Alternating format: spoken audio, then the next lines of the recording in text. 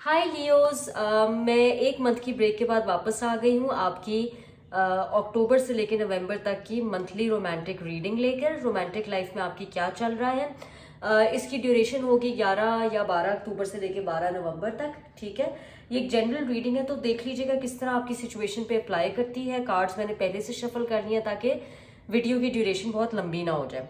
सो अब हम फौरन से स्टार्ट करते हैं। सेक्रेट ट्रैवलर डेक से आपके लिए एनर्जी आ रही है uncovering treasure beneath the surface lies great bounty.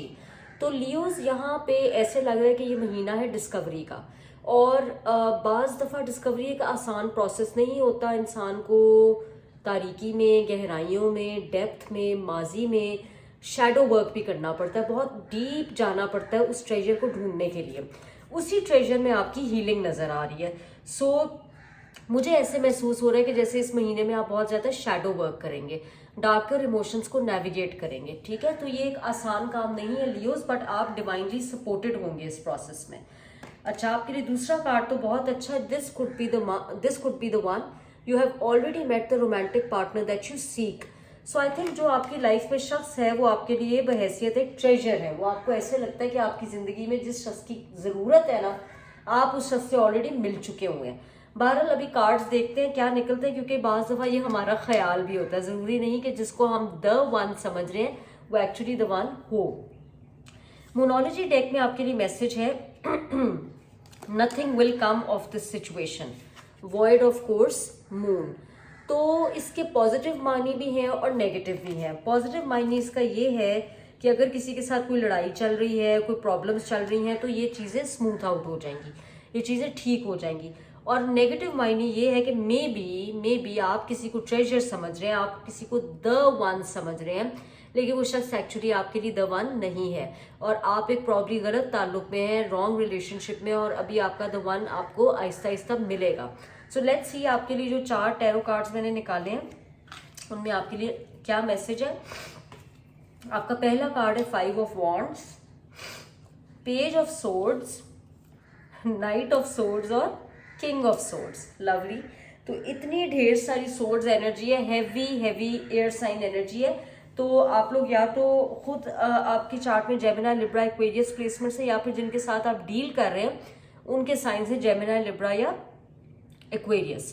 पहले हफ्ते में तो यही नजर आ रहा है कि कोई डिसएग्रीमेंट हुई है, कोई फाइट हुई है आपकी और इस शख्स के बीच में, और आप उसकी वजह से काफ़ी डिस्टर्ब्ड हैं। दूसरे वीक में मुझे ऐसे लग रहा है कि जैसे आप दोनों एक दूसरे को या तो सोशल मीडिया पे स्टॉक कर रहे हैं, या मे बी वो आपके घर के आसपास ड्राइविंग करते हुए गुजरते हैं, या कोई आपका शेयर्ड म्यूचुअल फ्रेंड्स है जहां से आपके बारे में इंफॉर्मेशन ले रहे हैं।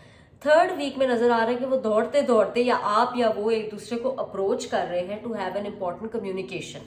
ये मूव थोड़ी सी इम्पल्सिव भी हो सकती है, तो प्लीज सोच समझ के थर्ड वीक में फैसला लीजिएगा।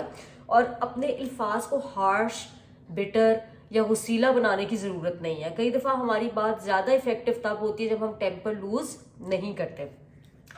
फाइनल वीक में मैं आपको देख रही हूँ कि आप इस सच्चाई को या जो भी कम्युनिकेशन आप दोनों के बीच में होनी है बहुत क्लियर कट तरीके से कर रहे हैं। यहाँ पे आप दोनों के बीच में काफी एज डिफरेंस भी मुझे नजर आ रहा है, और by the end of this month आप एक बहुत मेजर डिसीजन लेने वाले हैं। यहाँ पे किसी किस्म की कप्स की एनर्जी नहीं है, जिससे लग रहा है कि प्रॉबेबली या तो इमोशंस अभी एक दूसरे के लिए डेवलप नहीं है, या इस ताल्लुक में आप सिर्फ जरूरत के तहत हैं और इमोशंस एक्चुअली ड्राई आउट हो चुके हैं। क्योंकि ये जो कार्ड था ना, nothing will come of the situation, यहाँ से कई दफा ये भी लगता है कि मे बी आप इस शख्स को समझ तो रहे हैं कि ये आपका आइडियल पार्टनर है, लेकिन एक्चुअली ये शख्स आपके लिए आइडियल नहीं है। अब हम देखते हैं कि ये जो आइलैंड टाइम वेलनेस कार्ड्स हैं यहाँ से आपके लिए क्या मैसेज है। Stabbed in the back, heartbreak, pain, separation, deception. यही लग रहा है कि इस शख्स ने आपसे कोई झूठ बोला है, आपको बैक स्टैब किया है।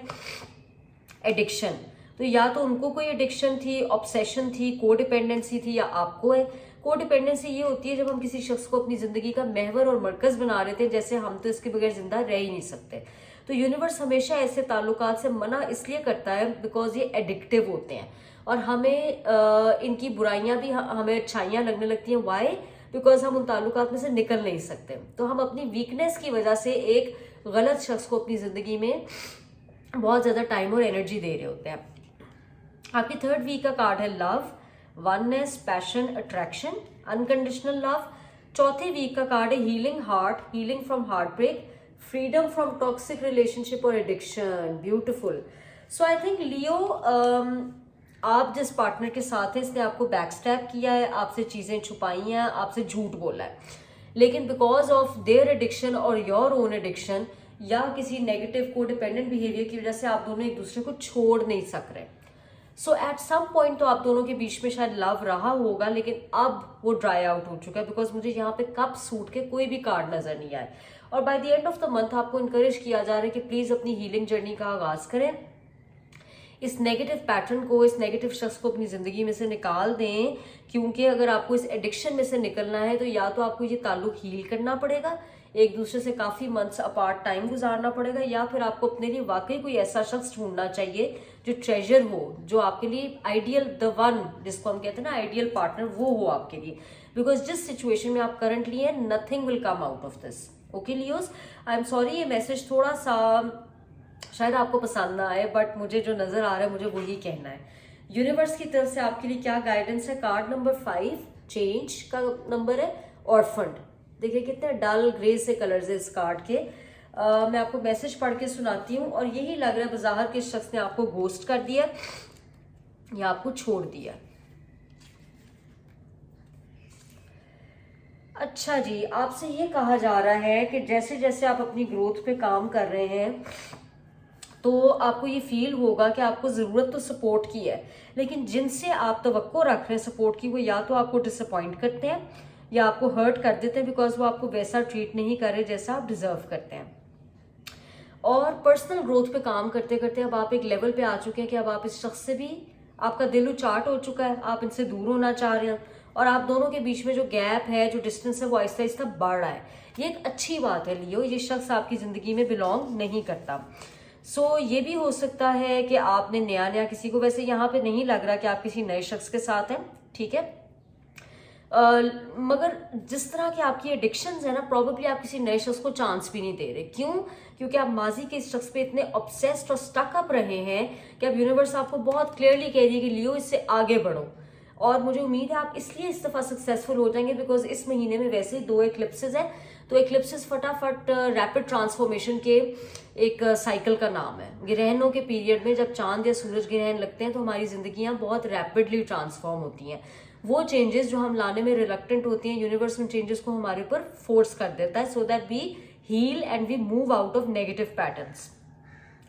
बहरहाल इसमें घबराने की बात बिल्कुल भी नहीं है, क्योंकि स्पिरिट आपको कह रहा है कि उसकी मतलब यूनिवर्स की जो गाइडेंस है, यूनिवर्स की हेल्प मुसलसल आपके साथ मौजूद है। बस अपनी वैल्यूज पे कॉम्प्रोमाइज नहीं करना, अपनी सेल्फ वर्थ पे कॉम्प्रोमाइज नहीं करना, इसीलिए हम लोग हर्ट हो जाते हैं इवेंचुअली लियो, क्योंकि वो लोग जो अपनी वैल्यू या अपनी सेल्फ वर्थ पे कॉम्प्रोमाइज करते हैं, फिर दूसरे लोग भी उनकी नरमी और उनकी वीकनेसेस का नाजायज फायदा उठाते हैं। So Leos, I am sorry, reading थोड़ी सी हैवी थी आपके लिए, बट उम्मीद है आप इससे सीखेंगे, एंड अगले महीने मुझे यकीन है कि आपके लिए बेहतर रीडिंग ला सकूंगी। अगली वीडियो तक अपना बहुत सा ख्याल रखें। बाय।